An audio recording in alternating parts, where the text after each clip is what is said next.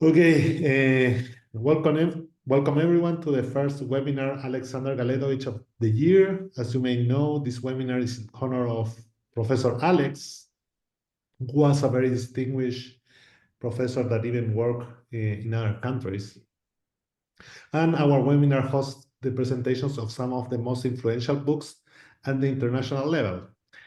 And to open this year's series, we have the delight to host Professor Shannon Vallor, who is the director of the Center of Technomoral Futures in the Edinburgh Futures Institute at the University of Edinburgh.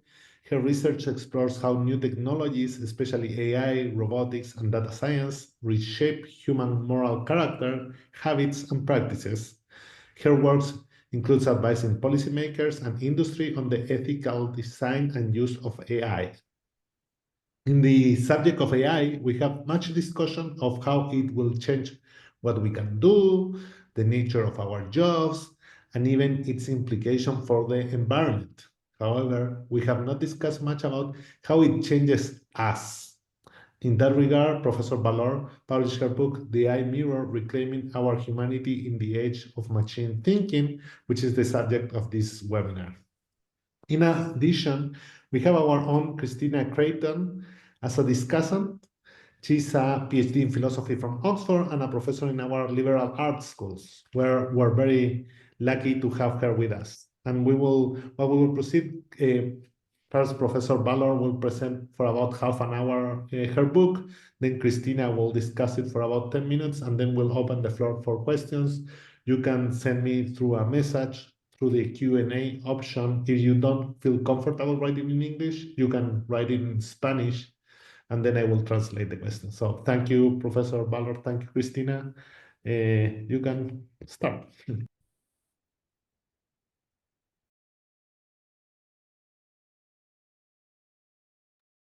Hello, everyone. Thanks for joining, and thanks to Bernardo for inviting me here. And I'm looking forward to the conversation. So I'm going to talk today about my latest book, The AI Mirror. And that book talks about a lot of familiar topics in the field of AI ethics for those of you who may have studied it. Things like bias in AI models, questions of safety and reliability in those tools, transparency and accountability. But I talk about these topics in the book in a new way, using a metaphor that helps us cut through the AI hype cycle to understand what AI is and what it isn't. So I focus on AI tools trained on human data in order to show how today's most commercially powerful tools can both captivate and confound us, endangering probably not our survival, but something perhaps just as important, our shared belief in human potential. So this is the book. It was released last June, and it's being translated into a number of languages. I'm still waiting for the Spanish translation to be contracted. But it is widely available, and it is written for a wide audience. It's not written as an academic book for philosophers, but for anyone who wants to understand better what AI is and what it isn't. The main themes of the book begin from the insight that all technologies are mirrors. There is no such thing as a neutral technology, and there is no such thing as a technology that isn't human. Technology is an extension of human values and human imagination into the built world. So every technology you've ever interacted with is a mirror of us, of people. Every technology, from the wheel to the book to the engine to the computer, is a reflection of what humans of certain times and places thought was worth doing, or worth making, worth enabling, or worth trying. And AI is a particularly powerful mirror. You can understand the machine learning algorithm that's embedded in an AI model in a way that parallels the operation of a surface of a mirror, a glass mirror. So if you think about glass mirrors, the physical properties of the coating of that mirror and the surface of the glass determine how it reflects light. In the same way, we can think about the mathematical and structural properties of a learning algorithm as determining how the model will perform and how it will reflect the patterns in the data that it receives. So again, the metaphor continues, whereas a glass mirror collects light, a machine learning model collects data, our own data, and reflects images of that data back to us, images that are reproductions, not of the data themselves, but the patterns embedded in them. So AI tools today are not minds. That is the wrong metaphor to use, and that's a major theme of my book. What they are mirrors made of math that reflect back to us patterns embedded in data that reproduce very similar behaviors and outputs to human speech, to human decision making, to human image making, to human coding and other kinds of practices. So think about the way that mirrors work, right? They reflect something that looks very much like what is standing in front of them. And this is why AI mirrors can produce an illusion that you're talking to a consciousness or another mind. In the same way that if you didn't know how mirrors work, you might walk into, let's say, a bathroom mirror, into a bathroom and see a face in the mirror and suddenly think there was someone standing next to you. Right? But that's a powerful kind of illusion. And these illusions are becoming more powerful now that we have trained these models with human conversational data and then use that to create conversational interfaces, chatbots that are now the primary way that most of us interact with these new AI machine learning models. So the models themselves are much bigger and brighter mirrors than ever before because they've gathered virtually all of the light, that is all of the data that we have in digital form from ourselves.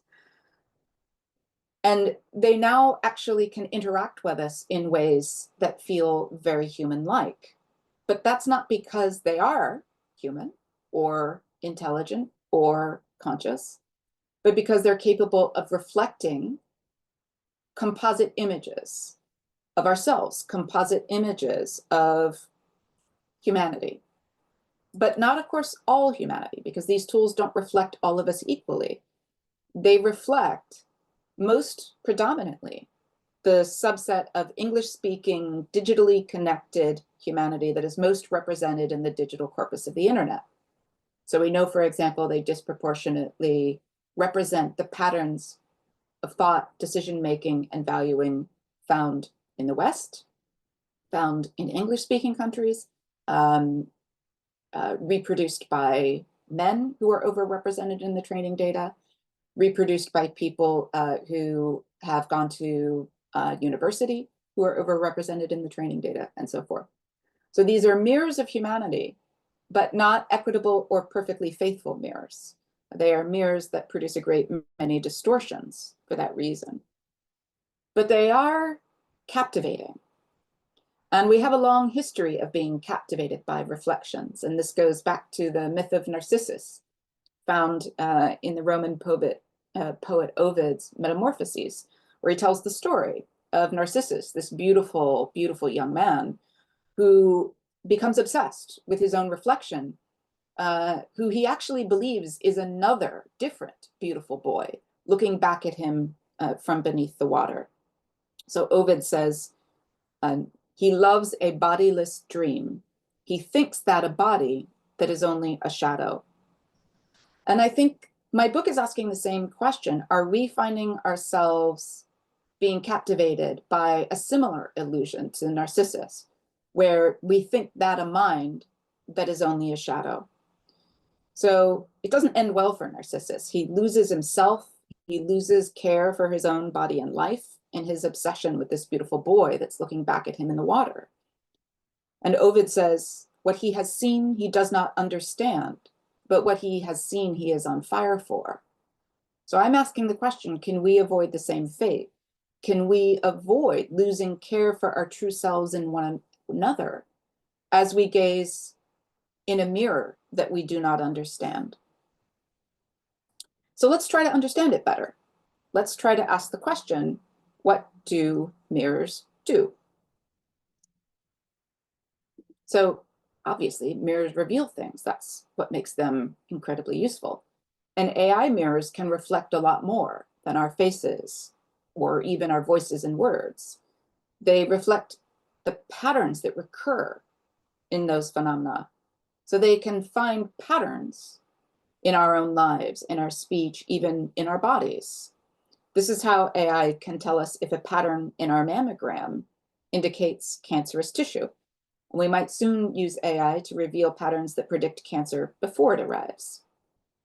We can use AI to reveal lots of other things, right? We can use it to discern that a patient might be heading towards a critical slide into sepsis, which can kill within hours. And it's very hard for human doctors to see the signs of that in time. But machine learning models can capture those subtle patterns that we can't see in some cases, and that will save lives.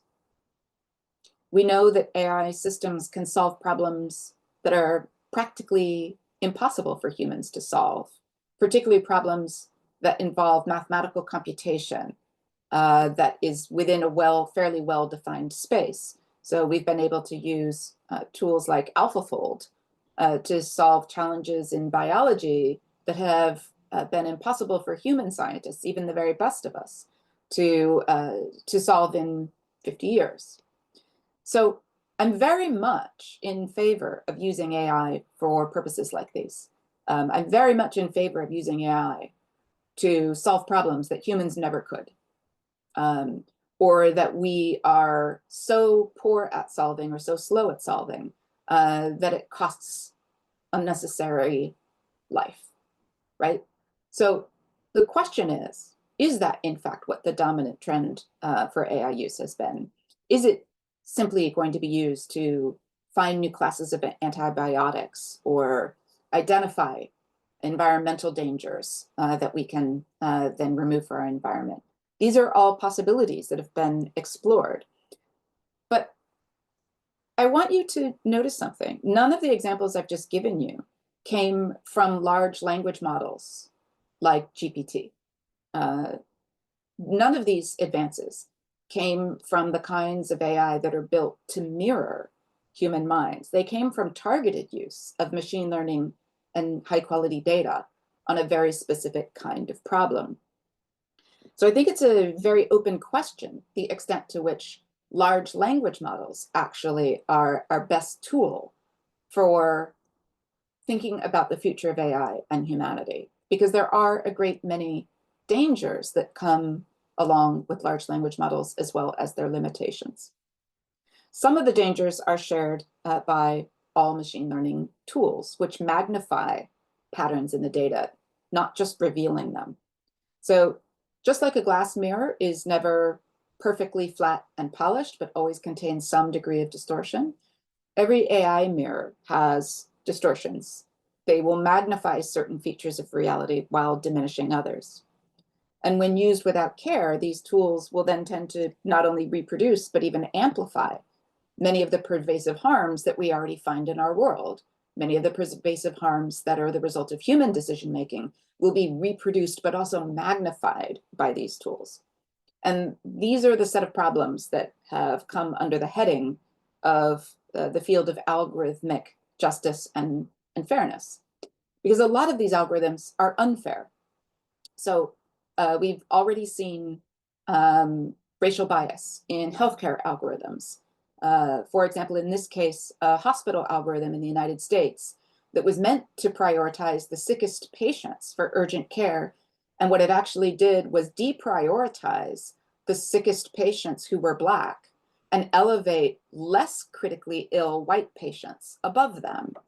And the reason it did that is complicated, but it has to do with the kinds of biases that were already reflected in the data about who doctors choose to treat and who doctors choose to spend a great deal of healthcare resource on. So it was taking essentially medical racism in the data and not only reproducing it, but magnifying it and then applying it at scale across many US hospitals, right? So we have an example of a tool that's not just mirroring a flawed human system, but making it worse.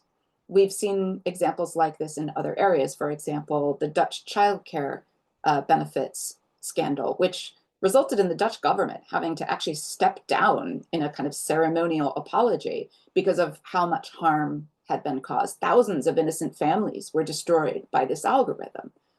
And yet we see lots of countries getting excited again about using these kinds of tools to automate the provision of public services. We've not solved these problems. They didn't go away with large language models. So those prior two examples had nothing to do with large language models. They were machine learning tools of a different sort. But we're seeing the same errors crop up in the latest machine learning models, which perpetuate race and gender biases in healthcare. For example, this study in The Lancet found that AI tools would replicate or even amplify biases that were already known to be embedded in human clinical practice. So for example, they had a tendency to underdiagnose heart problems in women who presented with the same symptoms as men. So if you ask a large language model, the patient is presenting with these symptoms, he's a man, it will give you a much better diagnosis than if you say the patient is presenting with these symptoms, she's a woman, in which case you're much more likely to get a diagnosis like anxiety for something that is very likely to be, in fact, a blood clot or a heart attack. So we know that humans make those mistakes, but these systems can amplify them. So really, this is a general property of algorithms. What do you get if you naively train a predictive AI model on an unjust set of human decisions? You will get a tool that calculates how to be even more efficient and more consistent at delivering injustice than people are. And that's the opposite, of course, of what you want. So we already know that this is a general problem with AI mirrors, but there are some less well-known features of these mirrors to pay attention to. So one thing that all mirrors do is bring forward the past. So if you think about this image, where did it come from? Well, it came from a large space telescope in orbit. How do those work? They work by building giant mirrors. And what do those mirrors do? They collect light from the universe. But because light takes so long to travel to us, when we get that light that's collected by these mirrors, the mirrors that are pointed at deep space, what we're seeing is the very distant past. We're seeing the early birth of the universe because of how long the light has taken to reach us. Okay, there's a similar property to AI mirrors. That is, they also are backward looking by nature. They're trained on the data of all the things we've already done, all the things we've already said, all the things we've already created and believed. And then they carry those patterns into the future. They bring them forward in the form of predictions and decisions about what we will do today and tomorrow. So take an example of the outputs of a large language model, or an image model rather, like Stable Diffusion. And this is Hugging Face's tool for exploring bias in models. So I'm not just talking about the bias here, that it's showing that a CEO is always a white man, right? What I want to point out is that this actually is an image of what CEOs might have looked like 50 years ago, because the percentage of women CEOs is actually already significantly higher than what's reflected in this. Or if you ask what an artist looks like, this is even more obvious. Ignore the fact that they're all men and that apparently there are no women artists, right? Notice that they all look like they are painting in a studio in the 17th or 18th century, right? None of these look anything like a modern artist in a modern artist studio. So this is an illustration of that general conservative property of AI models that they will pull patterns from the past because they reproduce the most dominant pattern, and the older patterns have more examples in the training data set. This is why, for example, when you ask these models to represent people in various professions, you'll see this retrograde property. So in reality, women make up 39% of doctors in the countries that are most dominantly represented in the training data. But when the model gives you images, this report from Bloomberg found that only 7% of the images, let's say for a doctor, were women. So it's actually dragging us backward in history to an earlier time, as opposed to representing where we are. You'll see similar things with respect to images outside of Europe and North America, where if you ask for images of Black doctors treating white children in African hospitals, you get these very bizarre distortions. First of all, it produces white doctors when you ask for Black doctors, and Black children when you asked for white children. But also, it produces these weird ahistorical images that don't look anything like a modern African hospital, right? I assure you there are no giraffes standing in modern African operating rooms. Okay. So these distortions, which are bizarre, have a logic behind them. It's because they're pulling from the past. And we now see that this property is becoming a general property of AI models, right? It's becoming a marketing tool.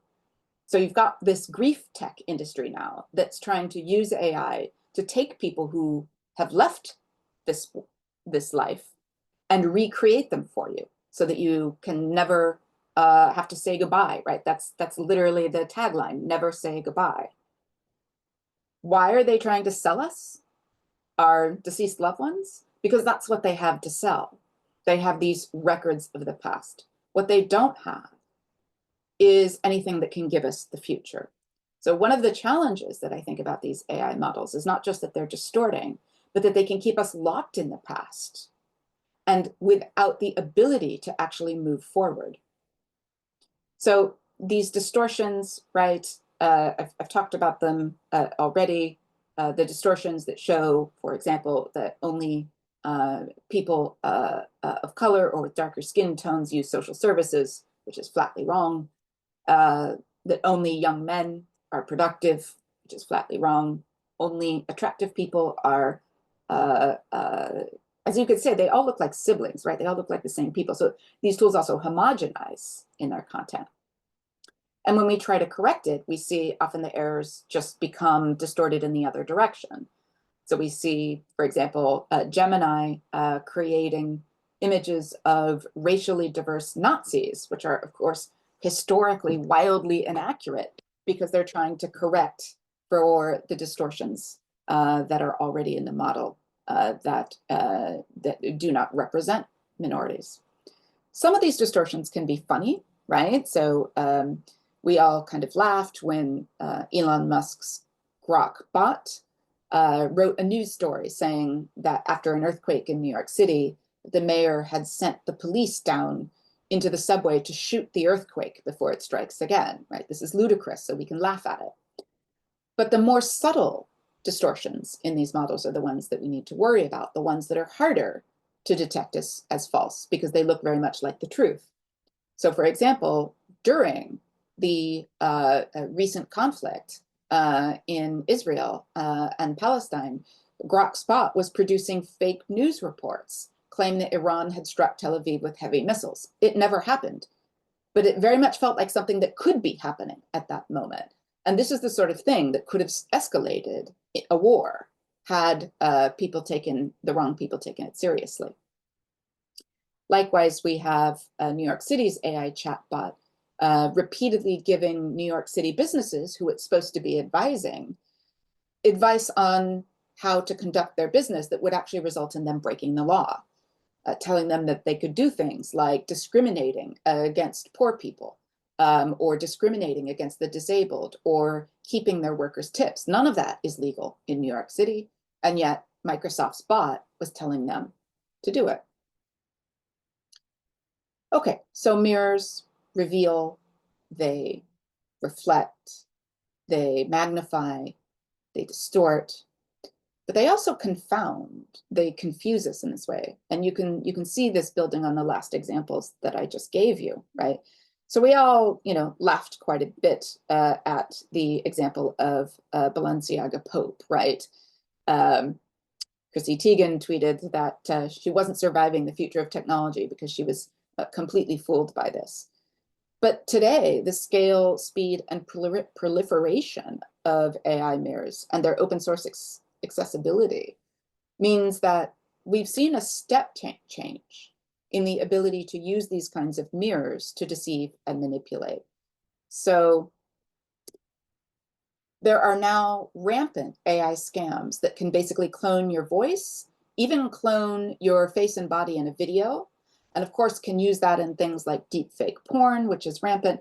But they can also use it by sending a live video call, let's say to your mother, telling her in your own voice that you've been in a terrible accident and you need funds wired to her immediately, that you need her funds wired to you immediately. There was a businessman in Hong Kong who wired his company's money to fraudsters because they faked a video call with his bosses that was lifelike enough to convince him that his bosses were asking him to transfer the money, right? Now look, glass mirrors have long been a helpful tool of both entertainers and magicians, but also charlatans. But these kinds of mirrors are amplifying that power to a new degree. So one of the questions that I sort of ask is, what's the cost that we pay for an AI distorted mirror world? Many of my family members can no longer tell truth from reality at all on their phones, in the news, because A, they know how a lot of it is faked. So in many cases, they will disbelieve things that really did happen and really are being depicted because they'll say, oh, that's fake. That's just AI generated. But they will also be taken in by things that are really genuinely faked, that they believe because it reinforces what they think. And some of them are just so confused that they're not even trying to make the distinction anymore between true and false. They'll just look at it and shrug and say, yeah, who knows? Maybe it's fake, maybe it's not, right? So we're becoming detached by these mirrors from a shared reality. And so I'd like to ask, what is the cost that we pay for that? And what are we getting in return? Is it a fair trade? Are we getting enough value from these tools that the cost is worth paying? And particularly with large language models, I think that's less clear. Because these distortions are getting us to some pretty dangerous places. So, if you think about Alice and the Looking Glass, the Lewis Carroll story, right? Alice becomes confused by the mirror. She enters a fantasy. She begins to believe that her living room mirror is actually a looking glass portal to another fantastical reality. And you even see AI leaders like Jeff Hinton becoming confounded by their own inventions, losing track of the reality, failing to understand their own limitations. I work with AI researchers every day, and their jaws dropped when Jeff Hinton started talking about AI models like this, saying things like they have common sense knowledge about everything, at a point when it was quite clear that these models had massive failures of common sense and understanding, or saying that these models felt fear, when it's quite clear that there is nothing in a large language model, again, just a mirror made of math, nothing capable of experiencing emotion, which is a physical state, a state that involves a body, right? So there are a lot of AI researchers who do understand what they're building, who are looking at people like Jeff Hinton or Elon Musk who say these ridiculous things and say, what fantasy world are they in? So if even powerful and knowledgeable people like Jeff Hinton can be led into a fantasy by these tools, what hope does the average person have of kind of staying grounded in what's happening?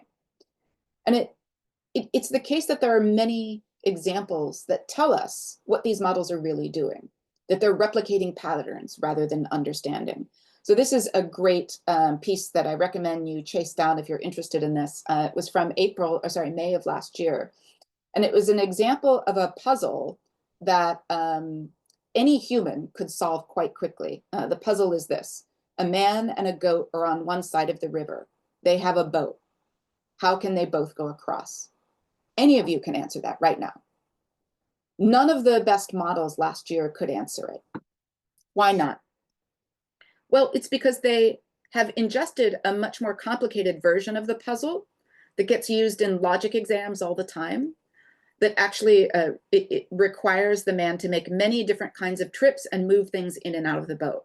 So the more complicated version of the puzzle involves usually a vegetable and a animal that will eat the vegetable and an animal that will eat the other animal. And so the man has to make a bunch of complicated trips to keep one thing from eating another, to get them safely across. But the simpler version it couldn't solve. But that's not how understanding works. If you actually understand a hard version of the problem, you can absolutely understand the simpler version if you have common sense. But these models couldn't, because what they kept trying to do was reproduce a complicated answer.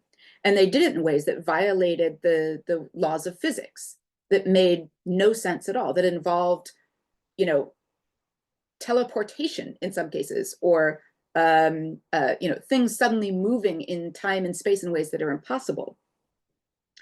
Copilot did the same thing, right? So if you look at these examples, you'll really, I think, be quite persuaded that these models do not have understanding, that they do not have intelligence. What they have is the ability to reproduce patterns. Now, what is interesting is often when I give this example, or one like it, there's a very common response from the audience that will say, yeah, but that's what people do. We're not anything more than what these systems are, right? We are just essentially very good predictive text. And this is the strategy that I push against in my book. It's the strategy that wants to reduce human intelligence and human agency to the level of what the machines can do. And so this is a very powerful fantasy that appeals to a lot of people. So look at this second response from someone saying, I'm just wondering how much human interaction could boil down to autocomplete. If you really think that your inner life is simply mechanical autocomplete, then I think someone has convinced you that you're a lot less than what you are. And there's a great economic and financial incentive right now to convince people that they are less than what they are. And this was predicted decades ago by people like Neil Postman, who wrote in 1992 that a technology-centered culture, which wants to govern through technology, depends on our believing that we're at our best when we're acting like machines. And he says what this also entails is a loss of confidence in human judgment and subjectivity. And we see that everywhere today. Neil Postman saw the future, and the future is convincing ourselves that we are less capable, that we are less worthy, that we are less valuable than our machines. And this ultimately then is not a technology crisis. It's a crisis of human self-understanding. And that's the argument that I make in my book. In 1967, the Velvet Underground sang these words: I'll be your mirror. I'll reflect what you are in case you don't know. If you know who you are, a mirror can't fool you, and you don't need a mirror to tell you. You only need a mirror to tell you who you are if you don't know. So I think the question is, how can we come to know, again, what we are so that we do not rely on these mirrors to tell us? And that allows us to ask the question of what else can mirrors be? Because my book is very much not against AI. AI is not the problem, right? The problem is a loss of human self-understanding, and the problem is a set of narratives around AI that have become so powerful and so manipulative that we are allowing ourselves to be lost in the narrative, to be confused by the narrative. But I want to ask in the book how we could use the productive and genuinely revelatory power of these tools, the power to reveal, which is immense and valuable. How could we use the power of these tools to pull us into more humane futures, more sustainable futures, futures where our agency is greater? How could we have AI that pulls us into those futures rather than what we have today, which is AI that functions like tractor beams, pulling us deeper into a dead-end past and into one where we can no longer tell what's real or true. To have this other kind of AI, we really need to change the conversation. We have to understand AI not as a competitor, not as a replacement, but as a mirror. We have to start by doing what Narcissus didn't. That is to step back and remember who we are. And that will allow us to reclaim AI as tools to serve human needs, not the needs of OpenAI, not the needs of investors, not the needs of Google. So don't ask these questions. Don't ask, when will AI replace us? Or how can humans adapt to an AI-driven society? Or where will AI take us? Those questions assume that humans have already left the driver's seat. And that's a useful illusion for those who very much want you to let go of the wheel. But once we step back from this illusion, we can reclaim these tools for what mirrors do. They serve human needs. They help us take care of ourselves and one another. They help us navigate the world. They help us support and learn, right? So that world is still possible. And I end by pointing out something that I found fascinating when I looked at ancient representations of a virtue called prudence or practical wisdom, one that virtue ethicists like myself talk about a great deal. So in the Renaissance and earlier periods, whenever that virtue was depicted as a woman, as she always was, prudence, she was always depicted holding a mirror. These are some examples. And I think it's a testament to the fact that mirrors can be aids of wisdom. They can be tools that help us move into the future. And in fact, that is the true soul of technology, to gift us the future, to help us survive, to shield us from harm, to repair and heal ourselves and one another, to educate and train for the future, to feed, nurture, and comfort. AI can be remade for a humane future, and one guided by wisdom, if we choose, if we demand. Thank you. Thank you very much. Christina, you want to start? You're silent. There. Okay. Sorry, before you want to start writing questions if you want, or raise your hands, okay? So can you hear me now? Okay, great. Well, thank you very much, Shannon, for this excellent presentation of your book, which I very much enjoyed reading for various reasons, but above all, because in your book, you confront us with questions that allow us to grasp the urgency of responding to your courageous call to seek an alternative thinking framework if the goal is to inhabit this world, both today and tomorrow, in a humane way in an age of machine thinking. When reading your book, it's evident, at least to me, that your concern about the state of our humanity in the age of AI is profoundly real. This, coupled with the excellent work of philosophical ideas and concepts, the bright analysis of novels and TV series, the clear description of the current stage of AI development, and of course, the analysis of specific cases within politics and economics, turn your book into a source of compelling arguments for bootstrapping, a notion that's in your book, the work needed in order to develop a new framework for understanding ourselves in all or various dimensions in the age of AI. Of the various issues addressed in your book, I would like to make a comment on the role that the notion of world plays in your analysis. This notion appears explicitly in chapter 2 in relation to the idea that, quote, much of what is hidden from AI's view lies in the role of our lived experience of the world, what philosophers have called subjective consciousness or first-person phenomenology. AI mirrors can't access the flow of consciousness awareness, our experience here right now, and neither can reflect it, end quote. By recourse to Husserl and Levinas, you beautifully show that lived experience is not a solipsistic mental bubble projected into the brain, closed off to others. I will quote you again. My lived world has always been shared with and made real by touches and looks of others. We relate to other minds not as mirrored surfaces, but as mutual experiencers of a common open world. The other is always more than what my consciousness can mirror. This radical difference of perspective that emanates from the other's living gaze, if I admit it, pulls me out of the illusion of self-possession and into responsibility. In the eyes that look at me, Levinas says, there shines the whole of humanity. As you point out, in this gaze that holds me at a distance from myself, that gaze of which an AI mirror can see or say nothing, Levinas observes that I am confronted with the original call to justice.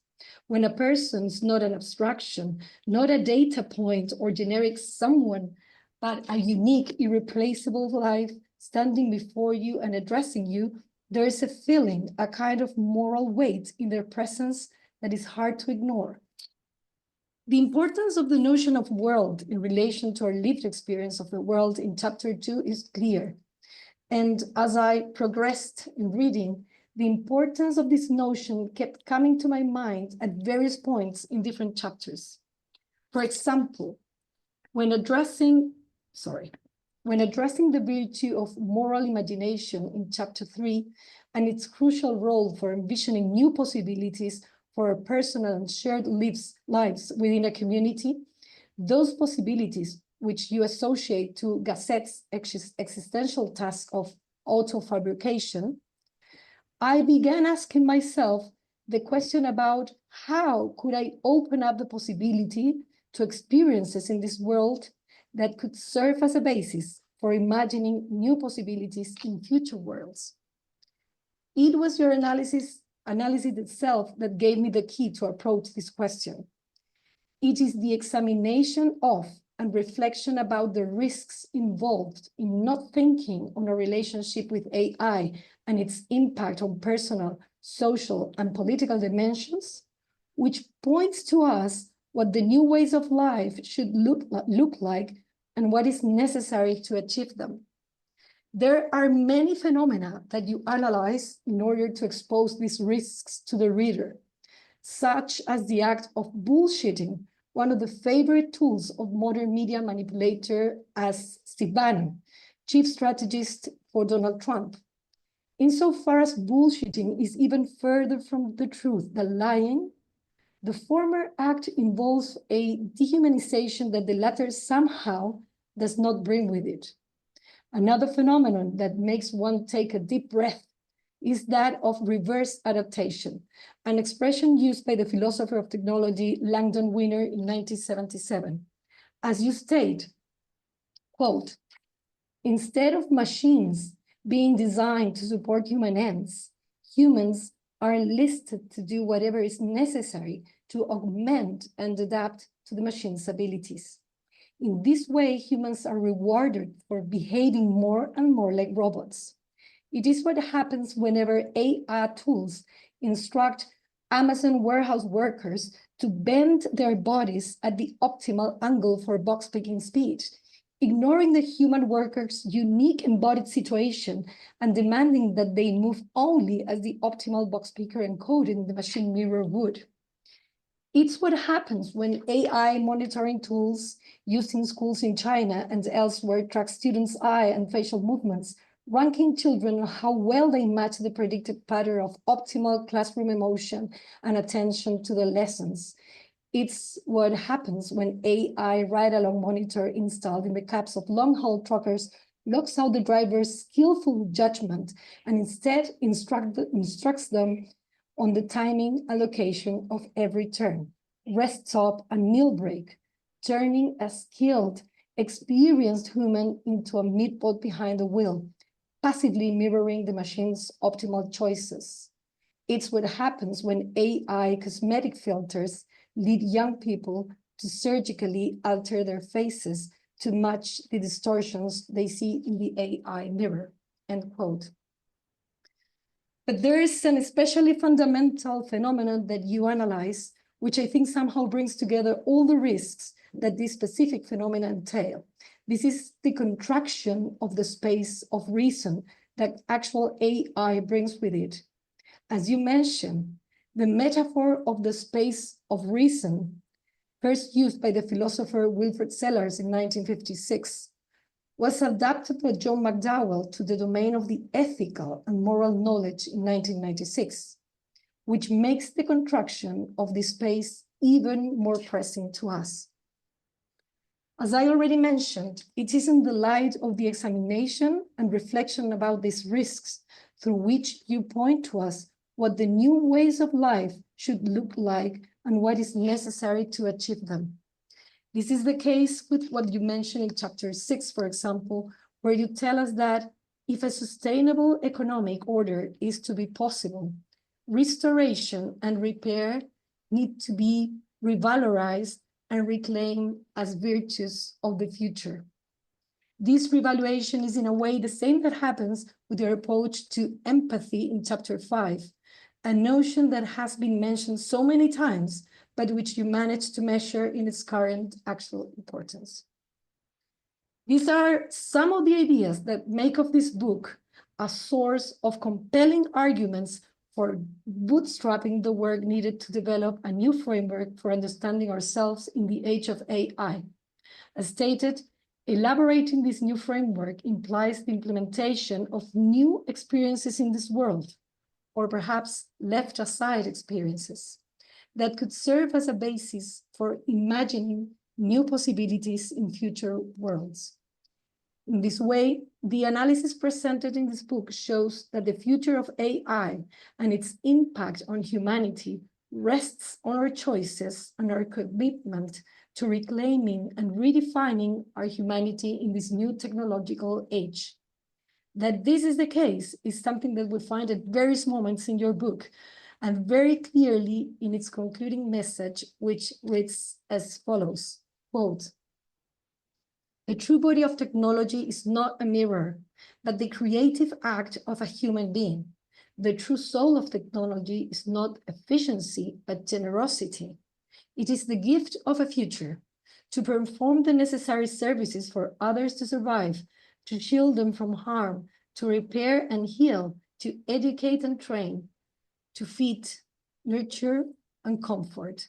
AI can be remade for a humane future, reconceived as a tool for these ends, measured and valued only to the extent that it can be proven to serve them. If we choose, if we demand." Thank you, Shannon, very much for this book. Thank you, Christina. Do you want to react a little bit, Shannon, or we can move to the questions, whatever you want? You know what? I will just say thank you, Christina, for reflecting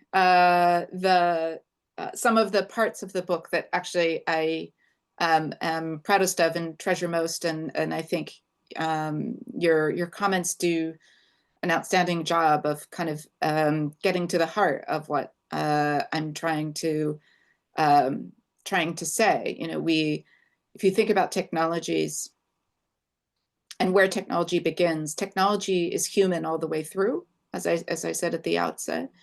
And technology has always been not just a way to create wealth or make war, but initially, right, technology is about how to extend our lives into the future further, how to protect and preserve human existence, you know, to heal us and feed us, and those basic impulses of the technologist, I think, are still there.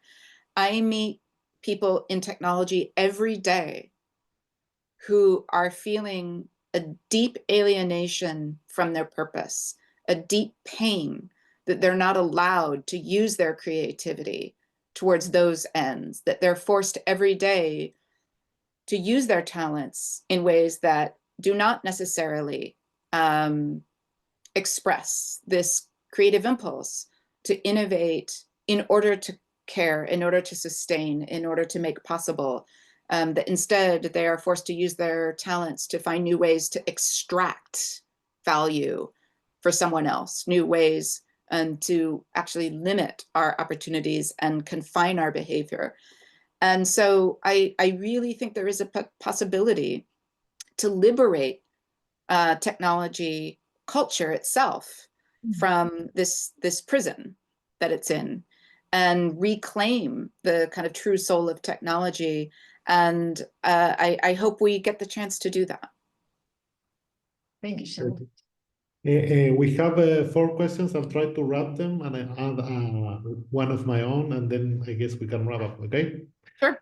So the first one is like, do you believe there could be a future when the AI can be objective and unbiased? Is that even like possible? Should we have a hope? And then he asked, if it's not, we'll never get there. Should we put some kind of regulations? Do you think it's possible to regulate the mirror, as you will say? Okay. Or the use of the mirror rather than the mirror itself? Another person asked about like. Can we? I Yeah. will not remember the first question if we. Okay, go them ahead. all. I mean, we Yeah. go one at a time. So the 2 parts of the first question, very quickly. No, you're never going to get an unbiased, objective, neutral version of the technologies that we have, because mirrors are always going to reflect something, and that something has its own shape, its own bias. These mirrors are tuned towards us, and they're always going to reflect our biases. So they're not going to be objective and unbiased until we are. And we are never going to be objective and unbiased. That's not how it works. That's not how the human being works. Bias is actually useful in humans. It's actually how we sort through the world and make sense of it. It's not always harmful. We have to identify the harmful biases and the ways they do harm and protect ourselves and others from those harms. And we have to do that same thing with AI. But it's a fantasy to think that there is some view from nowhere that we can access either ourselves or with computers. We can talk about being more objective in a very loose sense, which usually means that we at least survey as many different possible points of view as we can, and that we are critical in identifying maybe the unsupported assumptions that we've made and allowing ourselves to revise our thinking. So that's certainly possible to make AI systems better at doing that. I think there's an interesting set of technical challenges there around, can you build AI systems that can become aware of their own limitations and able to actually work on those limitations and mitigate them themselves the way that humans do when we think critically? That's a really interesting project. But again, neither machines nor people are ever going to be objective and unbiased and have a God's eye view, right, of the world. Do we need to regulate AI because we don't know how to mitigate its biases, because we don't know how to make it perfectly safe or predictable, because we don't know how to prevent it from contaminating our information ecosystem with falsehoods? Yes. And in fact, we've regulated successfully all kinds of powerful technologies in the past in ways that didn't stifle innovation, but actually enabled it. So I gave a talk a couple of weeks ago that really shocked me. There was one of the audience responses, because a young man in the audience said to me in all seriousness, look, we just need to let AI run. What if we had regulated the railroads? We would have stifled innovation in its cradle. And then I saw a bunch of other older people in the audience nodding, and I thought, are you all nuts? We didn't regulate the railroads? Of course we regulated the railroads. The railroads would not have survived for 30 days without regulation. You have to regulate the gauge of the tracks. You have to regulate the signals. You have to regulate the engineers. You have to regulate inspection of the boilers, right? You can't just let trains run. They run into each other if you do that. They derail. They don't go where they're supposed to. They arrive all at the same time, right?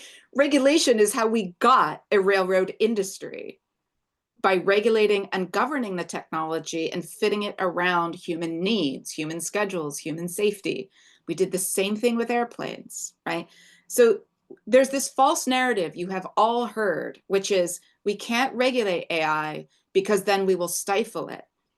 No, regulation is how you get technology to work for people. Of course, there's bad regulation, and there is technology regulation that has, in some cases, been ill-advised, and as a result, resulted in a technology not developing in the way that you might want it to.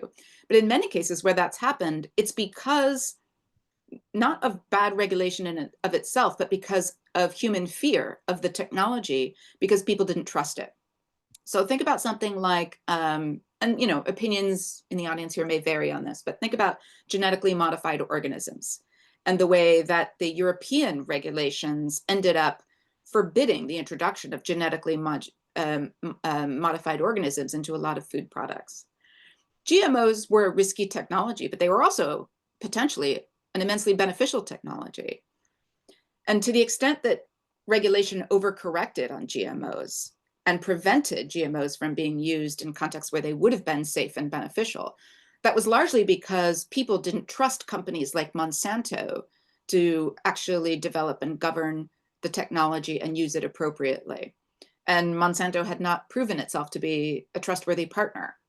So we're seeing a similar thing with AI, where if you over-regulate AI, it will be because people don't trust AI companies further than they can throw them. If you want the AI industry to grow, you have to support reasonable regulation and show yourself to be a trustworthy public partner. And the AI companies haven't done it. So yes, we need to regulate. And that's actually the only path to using this technology and preserving its benefits in a way that will be accessible for everyone. Great. Another question is, like, as AI becomes more prevalent, is it possible that, you know, like, we are generating more data that in a way has the AI in it, and it becomes kind of a house of mirrors where we're getting farther and farther away from the human component of it? Yeah, that's a real threat. And there's a lot of AI researchers struggling with this and worried about this right now, because what's happening is the only way these tools have worked as well as they have is because of the reasonable integrity of the data that they were trained on. For example, being trained on large corpuses of scientific research. Well, that scientific research has been largely maintained by structures like peer review and, you know, kind of human oversight to make sure that what gets into scientific publications is reasonably trustworthy. Of course, there are mistakes and errors, but they're at a pretty low level. Well, what we're seeing now, just in the scientific literature, is the intrusion of a lot of AI-generated falsehoods and errors that humans haven't caught, because humans are over-relying on these tools to generate their research reports, to analyze their data, to edit it, and so forth. And even in some cases to review it. So you have the people who are supposed to check using AI to check the AI. So there's a lot of errors and misinformation, falsehoods, and distortions leaking into the information environment from generative AI. And that's a big problem for generative AI, because again, it needs that ground truth in order to get better. So if the information that it's being trained on degrades, its performance will degrade. So you have a lot of AI investors worried about, where are we going to get the next body of data that's really reliable? There is no second internet. We've already trained these tools on the internet. And the internet is becoming more polluted with bad information over time. So training it on more of the internet is not necessarily going to lead to the results that you want. You have to be able to give these tools a way to tell truth from falsehood, and they're not built to do that. So yeah, this is a real tricky problem. And we might see, and some would argue we're already seeing, this kind of hall of mirrors effect, where the mirrors are not reflecting the ground truth of reality, but they're reflecting the production by other mirrors that are getting further and further and further from the truth. Great. Another question, I'm sure you have heard it about, like, what do you think about the risk of artificial general intelligence and like the existential risks that a lot of people talk about? Yeah. So the kind of artificial general intelligence that people expect from science fiction where you have an entity that's conscious and aware of the world and has desires and can create its own goals, right? Or change the goals that are given to it. That kind of AI is not going to come from what we're building now.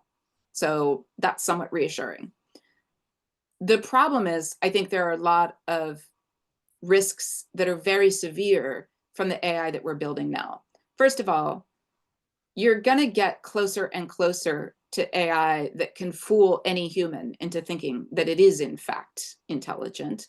We're already pretty much there in a lot of ways, right? So the technology doesn't have to get that much better to be able to pass itself off as conscious or pass itself off as self-aware or genuinely understanding the world around it, right? We're kind of already there, and we're going to get closer to that. So even the experts who today can tell the difference between an AI and a person pretty well, and I would count myself in that area, it's going to get harder for us because these mirrors are going to be polished better and better to reflect what we expect. So there's a lot of problems that will come from that already. And these systems are unpredictable in their outputs. So some of the existential risk scenarios that have been put forward involve systems that don't change their own goals, but what they do is find unexpected ways to achieve the goals we gave them that actually cause a lot of harm, because the model doesn't know what harm is in any meaningful sense. And the model will find the most efficient path to the goal. If one of those efficient paths is a very dangerous one for us, the model won't care, right? That can happen with the systems we build today. We built systems 20 years ago that showed this property. This is not a new thing. So you don't need AGI in the sense of human level intelligence in a machine. You don't need that to get a system that can take a very dangerous course of action that you didn't see coming. So a lot of the things that people talk about with existential risk, like, AI that creates new pathogens, or AI that, turns off the power grid, or AI that, launches the nukes. You don't need AGI to have AI that could do those stupid things. You just need an AI that people trust too much. And we sort of already have that. But AI that wants to kill us, AI that wants to ruin our future, AI that wants to dominate us, I don't lose sleep over that. We would have to build AI of a completely different sort. And frankly, if we built AI that was genuinely intelligent, and this is a point I make in the book, I think it's a bad bet to assume that it would be genocidal, that it would be evil, right? If you look at intelligence in the animal kingdom, it's often playful. It's often social. AI could be lots of different things if it were really intelligent, that we might not have reason to deeply fear. But regardless, that kind of AI is still fiction. We're not on a technical path to get there. We'd have to revise the way we think about what AI is and how to build it to get somewhere like that. Great. So Maria Paz, who is one of the persons that works on ethical AI, she asked, what kind of research do you think is missing regarding the intersection of humanities and AI? Yeah, that's a great question. And I think a lot of it has to do with the fact that we are using the humanities at the moment, and you can see this in my own work, right, as a critical lens on AI. So AI is built without any kind of humanistic frame, and then you get humanities scholars to point out all the ways that the system is inhumane. That's not particularly constructive. It's necessary. I'm glad there are scholars like me doing this work, but I would much rather be in a world where AI was built within a humanistic frame. So I think my center is called the Center for Technomoral Futures, because it's about integrating technical and moral expertise together rather than seeing them as oppositional. So the idea is, what kind of AI would we have if the people who were building it were motivated by humanistic understanding, who were trying to think about kind of humane principles and values? who were not simply focused on efficiency and speed, but who were looking at a far wider range of values, the AI you would get would look very different than what we're building today. So I think that kind of research is what I would like to see. I would like to see computer scientists who are not sort of trained outside of the humanities and then yelled at by philosophers and social scientists later, but that are themselves great thinkers about humanity and what is possible for us. That's great. Likewise, I would like philosophers to understand the technology better, right? So it goes both ways. So last one is mine and part of the dean. So I have been reading about science, and it seems like for me, a big part of what we're humans or being human is like discovering, figuring out things, discovering like and understanding how the world works. And I feel to some extent that is being like endangered by AI because we use it like very easily. Even like scientists use it. They don't really understand what is going on. They know that it brings the answer, and it's tough kind of like the understanding and discovery process. So I wonder what do you think about that as a challenge to our humanity? And the question of the dean relates to that is like maybe we just have to change or redefine what being a human or the human identity. Is that another way? If these AI tools kind of take over our old human identity, I don't know what comments do you have about all of that? So I want to resist that last strategy because that's letting our space be delimited by what the AI is built to do. It should be the reverse, that we should be able to choose how we want the tools to serve us, right? So we should not be making our lives smaller in response to what AI is and making our capabilities lesser. Why would we do that? Right? We don't have to do that. This idea that it's a necessity, that it's inevitable, it's not inevitable. These are human choices being made. They're being made by powerful actors. But there's a whole history of us deciding that powerful actors don't get to wield this kind of power anymore, right? We still know how to do that. So the point is, we should be able to preserve the ability to chart our own futures and to expand our capabilities rather than shrink them, because AI is impinging on us. So I've talked a lot in my previous work about cognitive de-skilling, and you mentioned the way that scientists are now relying on AI to do a lot of the heavy cognitive labor that they used to do. And this is maybe another answer to Maria's question. This is another area where humanities and AI research need to come together. And I'm very actually happy to promote the fact that we just recruited someone to the University of Edinburgh to my center, Emily Sullivan, who's currently at Utrecht University in the Netherlands. But she is an absolute star on this topic. She works at the intersection of philosophy of science and machine learning. So she brings together expertise in how science works and how science maintains its strength and capacity with expertise in how machine learning is actually changing the practice of science. So she has a research grant to study over the next 5 years how science and machine learning relate. And one of the questions that she's very interested in, as am I, is this question of how we can use AI to actually strengthen scientific understanding instead of replacing and diminishing it. Because being able to efficiently reproduce experiments or generate hypotheses is pointless if humans can't understand them, right? It's science for no one. So this goal of understanding our world more fully and richly is something that we can use AI to assist us with, but it has to be done with wisdom. Okay, that was great. Thank you. We're just on time. Thank you, Shannon. This was a wonderful presentation. Thank you, Christina. And thank you for everyone for participating and for being so interested in the subject. Thanks for the conversation and the great questions. Thank you very much. Take care. Bye. Bye.